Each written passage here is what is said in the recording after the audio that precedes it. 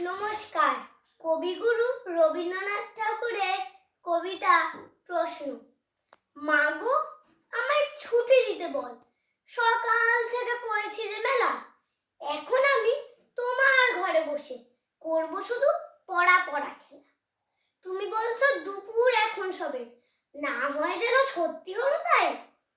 একদিনও কি দুপুর বেলা হলে বিকেল হলো মনে করতে নাই? আমি তো বেশ ভাবতে পারি মনে, সূর্যি ডুবে গেছে মাঠে এসেছে, বাগদি বুড়ি চুবড়ি ভরে নি, শাক তুলছে পুকুর ধারে এসে। আদার হলো মাদার গাছের তলা, কালি হয়ে এলো দিঘির জল।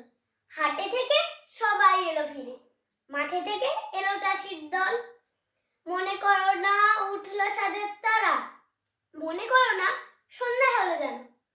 রাতের বেলা দুপুর যদি হয়, দুপুর বেলা রাত হবে না কেন?